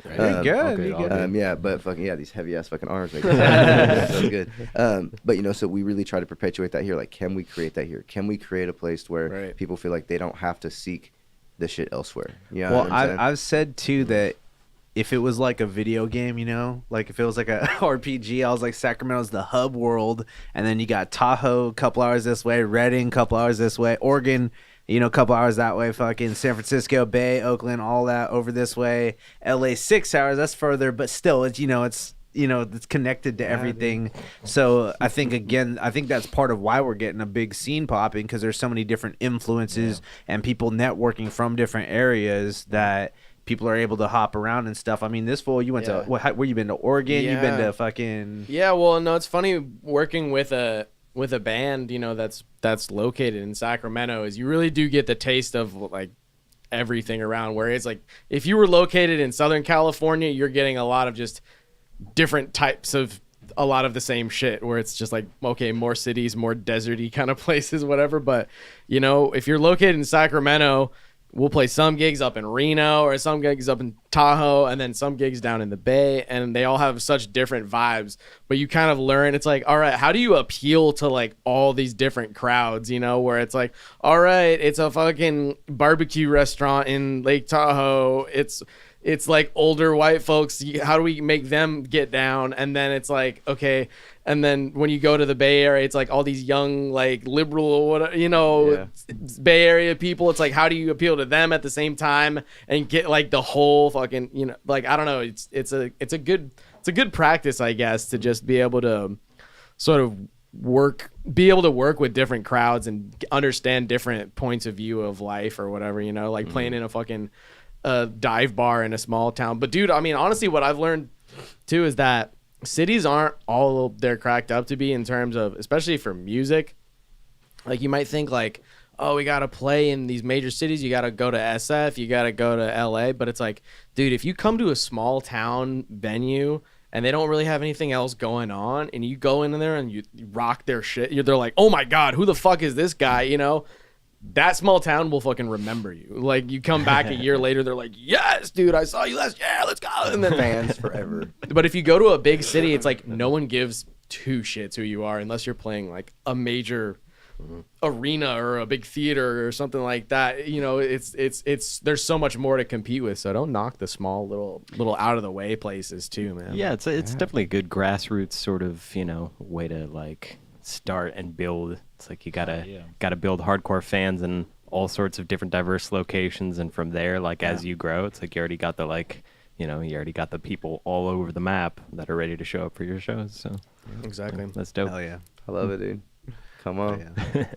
Hey, where are we sitting at, by the way? Just curious, a little time check. About 9:15 right now. Okay. Dude, you want to you got any more topics we want to talk about, or we want to start speed running these articles right here? Hey Josh, just real quick, let's hear a ghost story, bro. You ever seen a ghost? Yep, I got a ghost story for you, bro. Word. It's good. Yeah, hell yeah, bro. I was probably 10 or 11 years old. Big Mike J, as he's known now, the merchandising guy from CSSB. That's really my little cousin. I've been calling him that. That's not slang. It's literally my blood cousin. You know what I'm saying? I've known him since he was fucking born. So I was 10. He's 4 years younger than me, so he was like 6. Let me see. Is that going to make sense? The Nintendo Wii was out. Yeah, I think I was about 10, maybe 12. But yeah, so Nintendo Wii. 12. Yeah. But that was like 06, 05. Right? Yeah, 06. So 11, 12. Yeah, like 6th grade, something like that. Yeah. I was at grandma's house. My Nintendo Wii was on top of the fucking dresser. Me and little cousin were playing that shit for hours on end. You know what I'm saying? And don't know if it was like, you know, from looking at the TV, like you were saying, for so many hours, but on everything, bro. The Nintendo Wii folded in half, and not like a fold, like it bent, like it had like malleability or whatever that word's called. You know what I mean? Like, I literally saw it like bend and then bend back, and then verified it with Mike. Like, bro, did you see that? And he's like, yeah. And then and so now we're just like, what the fuck was that? You know what I'm saying? But you know, we kind of just chalked it up to like maybe we were just staring at the screen for so many hours. But yeah, dude, this shit's weird, you know. And the core memory, like you asked me that, and I instantly thought of it. So, bro, because the thing is when something paranormal happens and it's not normal, you're like, nope. Like your brain knows. You're like, what the fuck is that? Oh, like what? Yeah, and it's always the most subtle things. That's what I always say about. It's like if there's like a crazy, if I see it's like real evidence of ghosts and it's like super dramatic, I'm like, go fuck yourself. Because when something really weird happens, it's always really subtle too. So that's fucking crazy. You dude. say something like that too, where it's and again the. Did you see that? And it's like, we both saw that. Yeah, so wild. Oh, dude, I got one more, bro. The fact that he saw it too, though, like verified. That's it's a different level. Verified, at that bro. point. So, okay, I'm not tripping right now. We have a vlog on YouTube. I urge you guys to go watch it. It's called the motherfucking. I think it's called like City Sound Camping or something. It's somewhere on our YouTube. But we went camping. We took the cameras out with us. Oh, fuck yeah. And fucking, we were. You know what I'm saying? There was definitely some fucking mushrooms and some more shit going on. And the homies were all sitting out there, and we're looking up at the stars, and we saw like. It looked like satellites, like on a grid. You know what I'm saying? Like they were flying this light would appear, you know what I'm saying, and like travel this distance and then just like disappear, and then another one would come on like what appeared to be mathematically like the exact same grid, you know what I mean? So I'm thinking in my head, I'm like, it's a satellite, like it's a satellite, gravity somehow works, they're all on exactly the same path. You know what I mean? The homie's like, shit don't work like that, bro. I'm like, well, make sense of that shit. So yeah, I don't know if that was paranormal, but that was one of those experiences too. Bro, we got a ghost story and a UFO story, bro. 2 for 1, bro. Let's go, bro. That's fucking ZUDECAST right there. Everybody's seen something, man. Where it's like there's always something weird, especially with sky stuff. And I'm just like, I don't fucking know, dude. Maybe it was a meteor shower. I don't dude. I don't know. I'm not gonna talk about it for 2 hours. But like, yeah, you know. But it's like everybody's seen some weird shit, and like you were saying about the Wii folding in half. I mean, they did used to call the Wii just 2 GameCubes duct taped together. So maybe that you were actually about to find out Nintendo's dark secret. They're like, it is just 2 GameCubes duct taped together. Sorry. Have you guys heard about like the UFO sighting that they had recently? Yeah. We've heard about it, and we may or may not have something about that. Okay. I'm sorry to spoil. No, you good. Everybody has been talking about it. Yeah. I don't know. I'm not hip to the UFOs yet, man, because we talked about it a little bit last week, where it's just like everything's so insane, and then the government's like, actually, we think we might have seen UFOs. And I'm like, shut up, y'all lying. It's like, oh, what a coincidence. Now, who's not crazy now? You know, right? Yeah. Man. But dude, dang, man, Jorin over here wanted the full ZUDECAST experience, man. We got interview, we got ghost stories, UFO stories, and now we're about to get into some news stories, man. Let's do it, bro. Hold on, let's take it from the very beginning. Wait. What's the first story? Do you want to do that one? Do you want to go in order, or do you want to start with the aliens since we started with that? Or since we brought it up? Fuck it. Since there's the other aliens too, though. Here, let me see. Go to the video. Oh, the aliens in the backyard? Yeah, yes. There should be a video on this. Refresh it, because I think there should be a video here, actually. So yeah, Eli pulled these up on my laptop. I have no idea what we're about to look at right now. Right. So again, UFO buzz has been coming back in the media. There was just recently a CIA whistleblower who said they have alien technology that they're trying to recreate, like a spacecraft or a hovercraft, whatever. And so we also have this incident where these people are like, hey, there's a fucking alien in our yard. And the police took it seriously because there was also a big fat streak across the sky that was hella crazy looking too. That's this video right here? Yeah, so let's pull it up.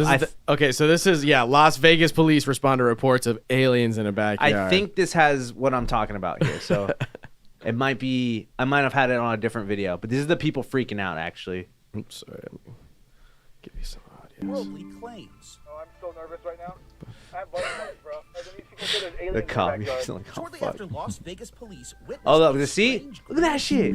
Falling from the sky, wow. they were called to a family's home with reports. Here, start it back over. Okay. Sorry.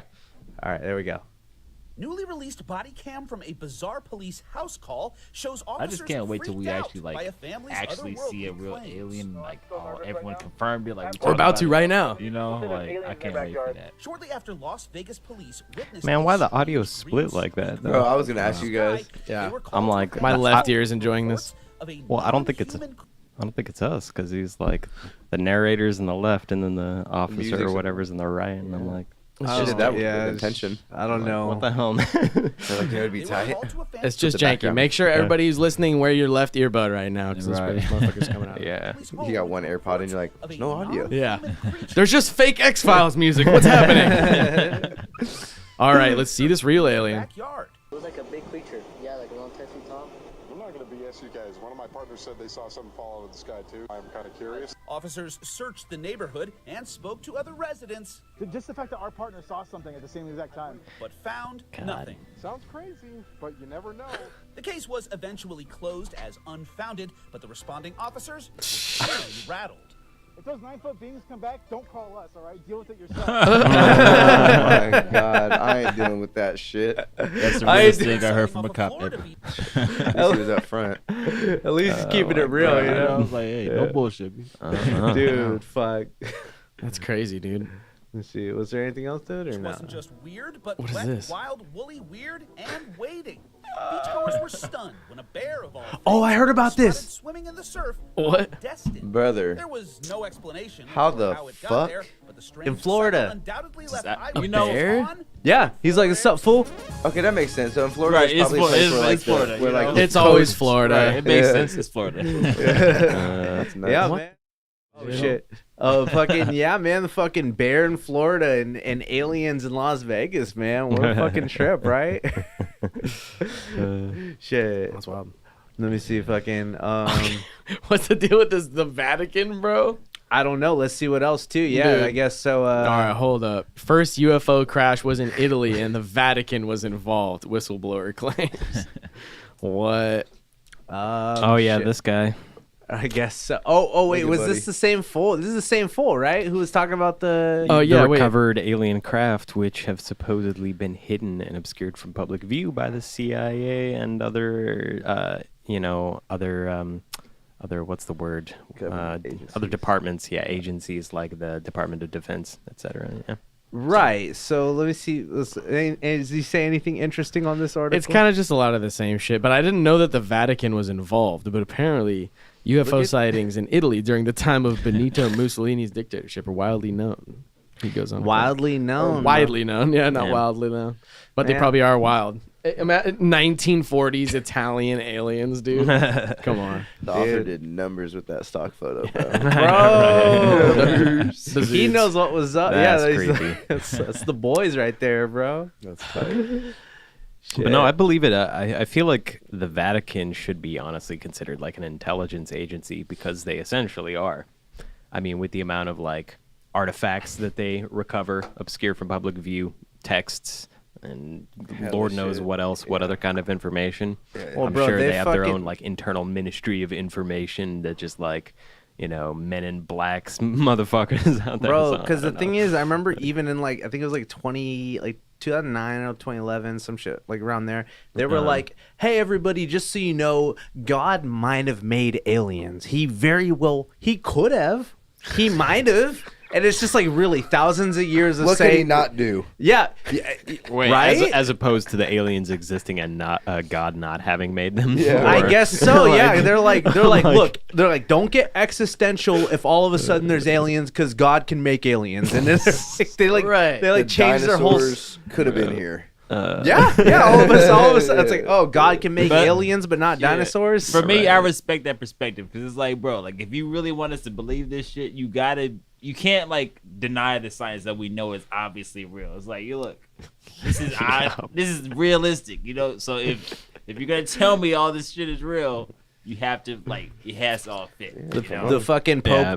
the Pope was like, "Hey, LMAO," like the aliens, fucking they're high as shit. Yeah. But like to Taba's point, you gotta like back your shit up with evidence, and I Right. think that's one of the things that is really off about this whistleblower. It's because is he really a whistleblower when he doesn't have any sort of like evidence to bring to the table? You know what I mean? That's I'm what like, I'm saying about all this other shit. I'm like, just stop being a bitch. Show us it. Show us the Right. UFO. I'm like, unveil that shit, bro. Put your dick on the table. Like, just if a fucking- whistleblower doesn't go to jail after they tell something, I'm like, all right, it probably wasn't that good. He's co-intel. Well, and then okay, but like, and what we're saying is, okay, so if Catholicism is real and aliens are real, like, what does that entail? Like, that adds such a whole spectrum of questions. It's like, is there? Well, see, this is where are you get heaven into- and hell segregated? Like, is it just a human heaven and hell?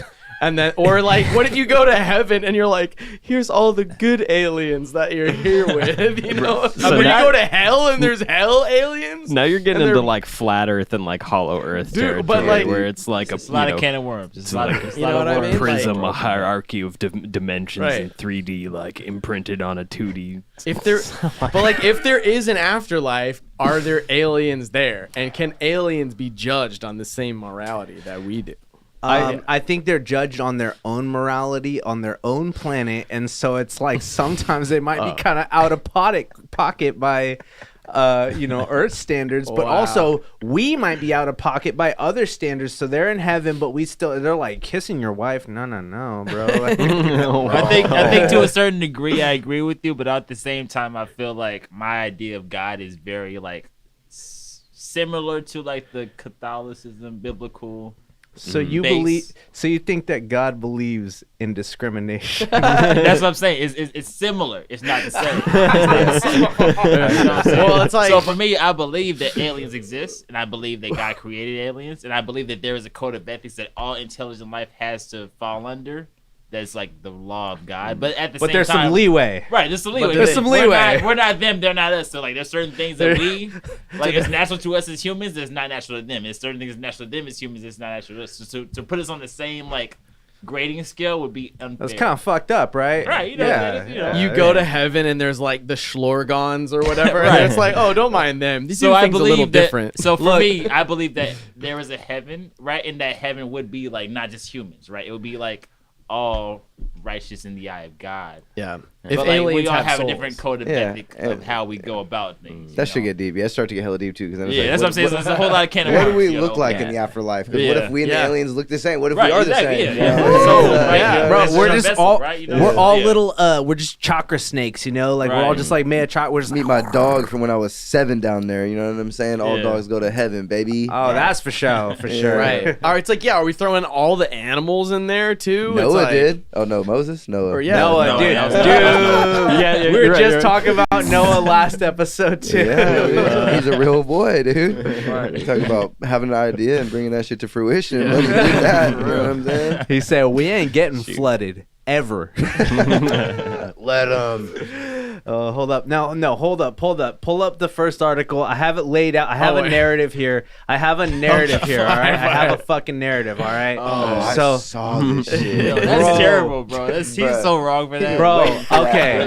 So this is ice cold, bro. We just did a Cheap video shot. about mascots, by the way, too. We did the mascot battle royale, and this saw hurts that. my heart to see, bro, because Conor McGregor punched out a freaking mascot, bro. I The heard Miami when I saw Heat. that video, bro. Bro, That hurt me to see pull that. the video up, put it full screen. We can't miss a moment. That was Mascot wild. And in abuse fact, needs to stop. second tab is the video. There we go. So Second- okay, so this was a publicity stunt that went wrong. So it's at a Miami Heat game. Conor McGregor's there, and he punches the mascot. Now, was this supposed to be a thing? It was supposed to be a skit. He's supposed to punching him. pull his punches, Right. and the birdie takes the dive, and he's like, "Oh no, I'm so hurt. I need my spray that is licensed by this company that we're trying to promote." Right. And so, no, hold up, pull the second video because then we could go full Okay, screen yeah, with there we it. go. Oh yeah, see, I got it ready, bro. There you go. Woo! All right, so look, watch.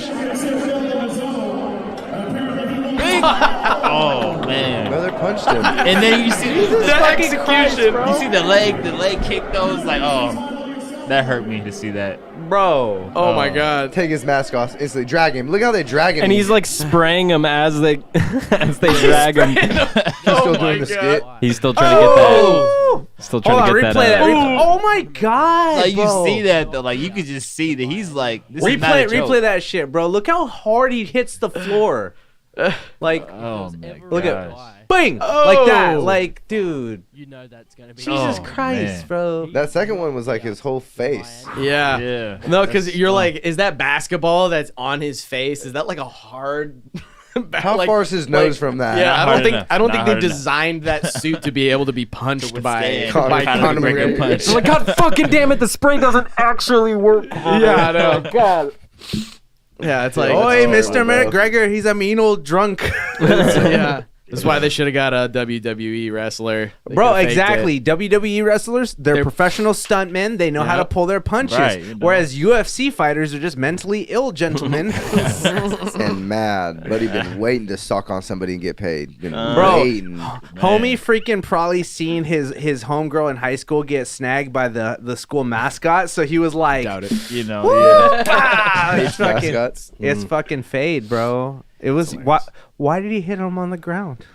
I know that was unnecessary. It that was just terrible, uncalled bro. It's for. like, come on. Yeah, never hit a mascot while he's down, man. You guys seen the AM1 documentary? I don't know if it's still out or not, but it was on Netflix for a while. It was like AM1, the old basketball company. That was Oh, fucking, yeah. Oh yeah. And their story was crazy because like the first like NBA deal they got like the first dude they put like in and 1 shoes, he like stepped out on the court and like rolled his ankles. Oh fuck! You know what I'm saying? And then that's what ended up making them go to like street ball and shit. And that's what ended up starting like the and 1 mixtape tours and all the other shit that they were doing. That's also probably why you could buy and1s at Walmart today. Yeah, just like Shaq, bro. You heard Shaq talk about that shit? Yeah. Shaq talks about how like, nah, bro, let Jordan keep those $300 shoes. Like, I'm for the people. I'm gonna pay less for I dad. really respect Shaq for That's that. crazy. No, Stephon Marbury though. That's the one. Oh, okay. I got No, he put out shoes like literally like Shaq. He got the $30 shoes at Walmart or $20 whatever it is. Stephon Marbury was innovative because like he knew he could have like made hella money and people were like really behind his shit. But he was like, I'm gonna make $13 shoes. Yep. And they were nice quality shoes. I had a couple. I had like because they were orange and blue because he played for the Knicks. Yeah. And so like when I went to Pinkerton and I played like my freshman year at Consumer Stokes, I wore Starburys because it's like like it's the school colors and it was like they're dirt cheap but like they like are actually good quality. Yeah. And so I respect him for that because he didn't really like it didn't last how he wanted it to, but like I respect him because he's like he knows his people in the hood or people wherever they're like middle lower class or even lower class they can't afford like the Nikes and stuff like that. So I respect people that did that kind of stuff. It's tight for sure, bro. Oh yeah. Well, I mean, if you're gonna buy like cheap Chinese stuff, it better at least be cheap, because sometimes like you be paying for luxury shit, and it's like, why is this $150, $200? Inherent value. It's like it's just based on. It's not based on the quality of the shoe or based on the quality of the whatever. It's just like the brand name on it. Like, a lot of the time. Love talk about $90 eighths and like the evolution of the weed Oh industry my and how like fucking God, Cookies bro. just got the most beautiful bags Right. ever. Motherfucker, you feel like you're gonna do. And I'm not here to say that it ain't no gas. It's just it's a long ways from $20 for an eighth. Bro. You know what I mean? right. It's a long ways, boy. Bro, I worked at a dispensary for like 3 years, and let me tell you, like, yeah, dude, you're paying for the fucking packaging, you're paying for the branding, you're paying for the fucking reputation, like, Eventually, I will say, at some point, like, you are paying for, like, to make sure that's like, okay, it's gonna be like up to whatever standards a motherfucker might have. But it's also still too much. Like, it's still way too much. Like, What's that saying say, bro? It ain't tricking if you got it. Right. But, brother, if you spending your last fucking $90 on a fucking eighth, you're tripping, bro. you're both fucking up, bro. Yeah, you better go find you some mid and mix it with some of that bugler. Right. Hey, that's my shit. Call it even after that. Yeah, make that shit stretch. Bro, we be living off of booth packs around here because we're poor. We're fucking all almost fucking 30, you know what I'm saying? Fucking we done enough of that shit to fucking know what's up and what's not, dude. I mean, it was cool to fucking smoke $400 zips when you didn't have rent to pay. Right. Oh, right. Now it's time to move strategic. Yeah, a little more intention nowadays. Oh my God, intention. dude! When I didn't have rent to pay, I was just like buying guitars. Yeah, I know. I was like, dude, before bills, I was low key balling at my parents' house, just be buying like retro video games for no reason, just for fun. $2-3 grand a month goes fucking far with no bills. Man. Yeah. Fuck, dude. A minimum wage job at $15 an hour with no bills goes fucking far. Man. You know what I'm saying? Yeah, shout out to my parents because I'm like, that's how I saved up for a lot, or not even saved up, but it would just be like every couple paychecks, like invest something else into music gear or to video gear or whatever. Facts, bro. It was so much easier to do that. Then now it's just like, all right, we got to make do with what we have. And if it breaks, we're fucked. Yeah, that's my favorite thing to talk low-key. about in the studio. I don't know if you guys have insurance and shit. We're looking into it, but I'm like, bro, that G Master limb goes down, and like, I'm fucking crying. I'm saying we need to treat that motherfucker like a baby. Dude, it's crazy. Yeah, it's like if any of our shit fucking goes south with our gear wise, it's like, it's a problem for a little bit. Big conversation between the team. My laptop's a little on the fritz there, so I'm like, if that goes out, I'm like, your laptop's fighting for its life, bro. Yeah, we got it on cooler boost right now. You can't hear it over the mics because I got the noise reduction on heavy, but it's still screaming. I can hear it through my headphones. Yep. Yeah. Like that motherfucker working, bro. Overclock. Yeah. It's going for it. That's what it is. Yeah. Hey, this is a gentle reminder that we do have a coffee page. Got You coffee. can buy us a coffee. I sell t-shirts on Teespring, so buy one of my cool designs. I'm an artist. I don't talk about it very much on here, but I'm making a comic book and I make art, and I will do art for money. So High-ass commission I'll do work. lots of things for money. Hit me up. At this point, I'll dance for $1. Imagine what I'll do for 100. Shit. Where we at time wise, by the way? Just curious. About 9:35. 9:35. Man, we fucking chilling. How we feeling, boys? How we living, bro? We fucking rocking and rolling, bro. I'm doing fucking phenomenal, dude. Fucking, yeah, you know fantastic. What I'm saying? I'm Yeah. fucking kicking it with the Zudes, man. We're chilling. You know what I'm saying? I really like the flow of the pod, dude. You know what I'm saying? It feels very conversational. I love that. Yeah, shit. dude. Oh, bro, I appreciate it, That's bro. what we're trying to get out. And you know, like I have faith that a lot of the guests that we're bringing on, like someday someone's gonna look up, like 5 years from now, people are gonna just look up all these different guests, and then they're gonna find their first fucking podcast. And it's like, oh shit, it was ZUDECAST. Yeah, bro. Oh, 100%, bro. You know what I'm saying? That's just the natural, like, occurrences. Like, that's how it's gonna go, bro. Like, you guys do fucking 1,000 podcasts, bro. Somebody's gonna get hot. You know what I'm saying? Yeah. One of those people is gonna get hot, bro. No matter if it's a entrepreneur, artist, fucking. Bro, I see the different array of guests that you guys bring on. You know what I'm saying? Like, somebody's gonna do their thing in their field, and they're gonna be giving you guys the flowers. You know what I'm saying? So Absolutely. it's just tight, bro. Yeah. We don't do it for that, right? But No, that's like a natural part of what happens. You know, we Yeah. see that in small ways already with Freestyle Friday. You know, with that being the final one, there was a lot of thank yous and a lot of appreciation at the last event, bro. And I think that's just like what comes with being those. Like I said, I think eventually, you know what I'm saying, there needs to be a way for the community to pay to people that are really doing the shit. You know what I'm saying? Yeah, of course. Real life. And I still think it's crazy that we even have people that choose to watch us live just because. Well, shout out to you guys, by the way, in the chat. Yeah, it just blows my mind every day. Like, and looking forward to the future. I'm like, that's like I got hopes, dreams, ideas, and all that, but it's such a wisp right now that I'm like I couldn't even picture what it's gonna be like. So There's a I don't know.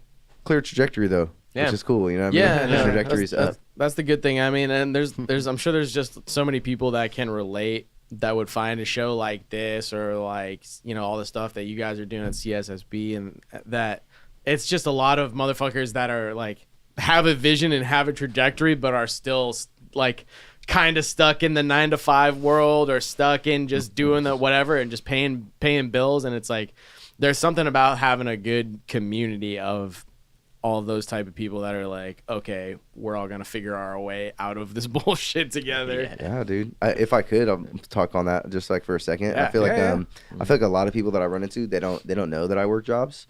You know what I'm saying? And so fucking they think that I'm like at the studio like 5 a.m. fucking doing fucking video edits and shit. You know what I'm saying? And like that's not it. You know, and the purpose of me being, you know, on the internet at 5 a.m. is just like what we talk about the rest of the content. It's not only to be inspiring and try to build that reputation or that rapport with the people that are consuming it, but also for myself. You know what I'm saying? It's a message to myself to fucking be able to tell myself, hey man, it's 5:30.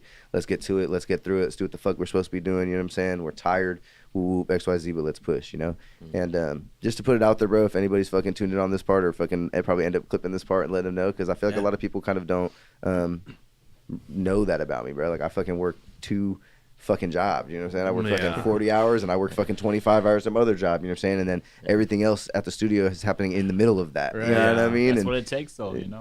Man, brother, it's a fucking, you know, that's why it's cool, bro, to be in this space, because we could just talk about, I know we just kind of keep giving each other flowers, but it's that tight shit, bro, where it's like, I know how much work it takes, you know what I mean? So shout out to you guys, and just like we were talking about before, there's not that many people that fucking do that shit, you know what I'm saying? Like, I'm gonna tell you straight up, dude, having fucking, remind me your name, bro? Taba. It's right on your fucking shirt. My bad. I'm a basketball coach, and we had a clinic, like, you know, all the kids and stuff like came in, so like the girls that coach, like, you know, they're like being coaches, you know, for a day or whatever. So I had the name tag. I didn't even remember I had this on. Yeah, that's tight though, bro. That's funny. No, he's got the hint for you right there. But we do so much, you know, we're really trying to up that and incorporate the team shit, you know, behind it, just because seeing somebody pull up and just like helping you guys run the camera switch. I know it's different because it's a live ball game, so it's like it has to be more hands on deck. Yeah. But the shit's tight, bro. You know what I'm saying? And I think that's what it's gonna take. And somebody had told me in the past, like, obviously there's gonna be a lot of affiliate work and collaboration. I think that's kind of already what we've, you know, started to do with one another and with the brands, and fucking seeing grow to fucking Freestyle Fridays and fucking turn up, you know, a whole bunch of fun shit. So, you know, I don't think like these other powerhouse cities that we talked about have like one movement or like one group of people that's like going crazy. I think that it like really sparks off like multiple people like inspiring one another, and then you've just got like, you know, what's it look like when there's like fucking 15 podcasts like this going on. You know what I'm saying? Like, that's a good thing, not a bad thing. You know what I'm saying? Like, exactly. We experienced that with Freestyle Fridays. It was like, you see other events pop up. You know what I'm saying? Do you get upset that somebody starts Cypher Saturdays, or do you get happy that the movement is expanding in that manner? You know what I'm saying? And so there's obviously an ego part of that, where it's like, you have to be able to swallow that and really understand that the perpetuation of the culture is going to be more than just us. You know what I'm saying? So it's bigger than you know? Right. Exactly, bro. Ain't nothing bigger than the program. You know what I'm saying? Right. Come on. Well, and that's the same thing like with the jam sessions as it is with like the cypher sessions and the rap stuff. It's like the same thing where, at Torch Club on Sundays, there's the whole the Sunday Lab Rats do their whole Sunday session thing, and is then that Vibe with Sack? But then there's also Vibe with, that was a thing, and that used to be on Sundays, but now it's like, well, now Sunday sessions are on Sundays, and for a while it's like we're doing it on the same day, and it's like, well, that's not good because everybody's like competing. You're competing for like the same like 50 people or whatever, basically. But now it's like, okay, well, now Vibe with is gonna be on. I think it's on like Thursdays now or whatever. And I'm like, dude, there should be a thing every day. There should be something on Monday and something on Tuesday. Like, and when you do something like Freestyle Fridays that inspires other people to do the same thing, and it's like that doesn't really hurt anybody. That's like, that just means there's more shit to do, and there's more ways for people to actually express their creativity and get work every day. Like what we were just talking about. I'm so sorry. With last week. He ain't peeing. Verified. It's verified. I don't know. We're going to have to ask comments. Sure. Man, what the hell was I talking about, dude? Well, last week we were talking about just, different cities and stuff that, especially for live music, that people will go to play a ton of gigs. Like if you go to New Orleans or you go to Austin or you go to LA or you go to wherever, there's going to be a ton of live gigs. But it's like, well, Sacramento or any equivalent sort of medium, small size city, it's like, well, they're not going to become like that unless there's just a culture of that. Like, because like that's how you do it, is just, it's kind of crazy how few, like, there's a lot of people doing a lot of stuff, but there's actually very few people that are really out there doing stuff. And you start going to different events, you're going to start seeing like the same people all over the place. And that's how it should be. But like, to that point, like, I think it's really dope that you have that realization and recognition of that. Because like, I'm a basketball trainer, right? And I know a lot of basketball trainers in the community that, like, we all have something different to offer, but we all kind of offer kind of similar things, right? But we get threatened sometimes when we see like me doing my training sessions and then someone else doing their training sessions. It's like, if we all work together, that we all could get paid, we all could get our, clientele and create like, that brand, and it helps, the Elk Grove, Sacramento community get better at basketball. Like these youth that need the training, like, you know what I'm saying? So like, but like, again, so like you said, you have to get rid of that ego and understand like, it's not about me getting paid. If I understand that, like, as long as everyone gets what they need done, I'm going to get paid, you going to get paid, we all going to get paid, and we all work together. And I'm going to have more clients because we work together. And because I'm not trying to steal your client, you know what I'm saying? But we don't always have that we don't always have the recognition or understanding, like having the bigger picture of that, seeing that, you know what I'm saying? So the rising tide lifts all ships. Exactly. That shit comes out, man. You know what I'm saying? I've for sure had conversations with like other promoters and people who've popped up where like over the course of the 4 years, many of times events would pop up and we would have the same scheduled shit. So what we ended up doing to alleviate it, and I don't know if anybody ever recognized this, but we ended up moving our time slot to 9 p.m. to 11 p.m. So we used to be from like 7 to 11. It was like a 4-hour show. But we realized like all the shows were like at 6 and 7. So then we fucking moved into like this little late night slot, 9 to 11, 2 hours, like real no pressure slot if you wanted to. But even that was like at the beginning there was like six or seven people in the room, you know what I'm saying? And now it's fucking 40 or 50 people. And even speaking to it for sure is the same people, but there's that slow grow, you know what I'm saying? Like there's that slow grow of that real exponential fucking like bro comes and then he brings the homies and then you really fuck with it, or you meet somebody over there that you fucking, and then now they're coming, they just, and that happens at all the events, you know what I'm saying? Like we start to see that happen, right? That you see that happening with the ZUDECAST, you know what I'm saying? I see it online, I peep the shit. Vault Rob, like, I'm gonna go get on the ZUDECAST. You know what I mean? I'm like, what the fuck is the ZUDECAST? You know what I'm saying? You go look this shit up and you're like, oh, they do this. You know what I'm saying? They really do this shit. You know what I mean? And then there's an instant like professionalism and value to being that. You know what I mean? Because if I'm looking at it like that and other people look at that, like that's just how it's being perceived. You know what I'm saying? It's just crazy, bro. That's interesting. I never know, like, necessarily what it's like to watch the ZUDECAST as an outside observer. I mean, there was like one episode where I wasn't on, and I was like, I don't feel so great. I'm gonna just chill in my room and like watch on the stream, and that was like kind of a weird, mind-blowing experience to me. Yeah, I was like, I'm not there, but I'm there. I feel like I'm sitting there, but I'm not saying anything. But I'm like, I don't know. It's weird. Anyway, well, and that's just that's just word out to all the people that are trying to do something like this, any type of content creation or small business or whatever, music or whatever floats your boat, man. Just fucking keep at it, and maybe one day you'll make some money instead of spending all your money on it. But I can guarantee if you don't give up, you're gonna get the results, absolutely. That's how it works, man. You just gotta fucking stick with it. Motherfucking man. Excellent, dude. Hell yeah. What we thinking, y'all? You want to look at some more of these stories, or we think about wrapping it up here? We can wrap it. There was definitely we got very existential. That's sick though, man. We often hit on some more wholesome notes during these shows. No, it's good, man. Well, it's good. It's good to just chat with people about kind of the life. Like it's kind of like a behind the scenes sort of fourth wall look at things, where it's just I don't know, it's just a bunch of young motherfuckers becoming not so young motherfuckers that are like, all right, how do we do this in a serious way? Yeah, we're all slamming our heads against the walls. Yeah, you know what I'm saying. I really truly feel like that. And people don't like saying that shit because it's like, you know what I'm saying. It sounds so bad, you know what I mean? But I really feel like that's like a natural.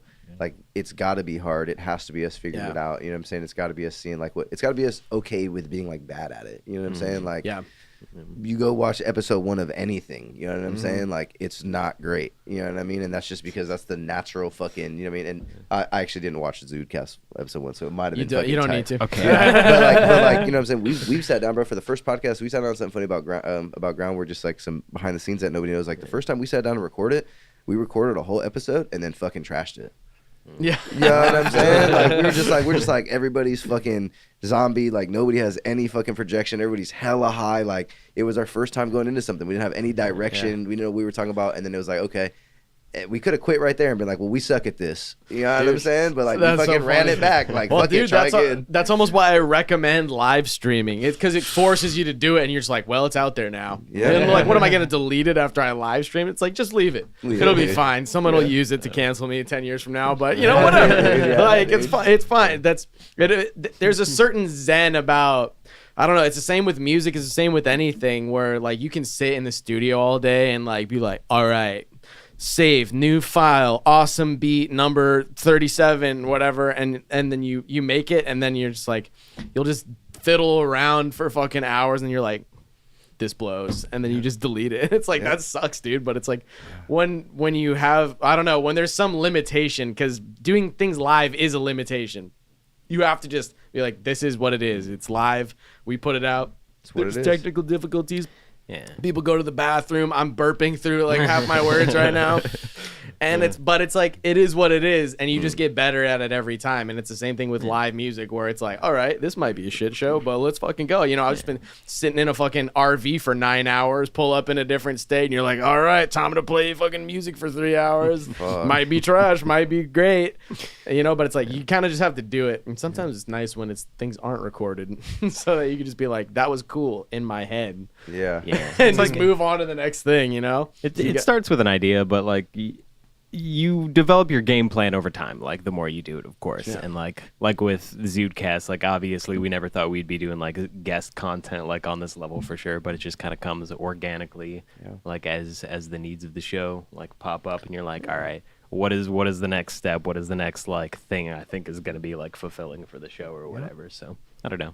God, dude, you hit it on the head, dude. I think that word fulfilling is heavy, dude. Like that's like it's hard. Yeah, it's a big word. You know what I'm saying? That shit is fucking. You hear me? It's like, I don't know. Why do you start a podcast to begin with? Like, most people are going to do it because they think it's going to be fun, right? And that's inherently, like, fulfilling to some degree. So, you know, I'm still having fun. That's a great question. You know what I'm saying? I feel like, yeah, dude. I don't know if I'm just a spiteful motherfucker. I feel like I started doing a lot of this shit because people wouldn't do it for me. That's fair, bro. That's why I started drawing, bro, because I'm a writer, and I was like, I want to make this fucking comic book. It's a really cool idea, and nobody wanted to draw all the shit for me, so I was like, I'm going to do it myself. Yeah, I mean, that's what I know, too, because, like, when I look at, like, my parents, they all had one single parent households. Like I have 4 parents, I have 2 step parents. You know what I'm saying? And they all had one parent, and they were dope ass parents to me and my siblings because they didn't have that. You know what I'm saying? And for me, I'm a coach, and I coach the way I coach because like I had shitty coaches. You know what I'm saying?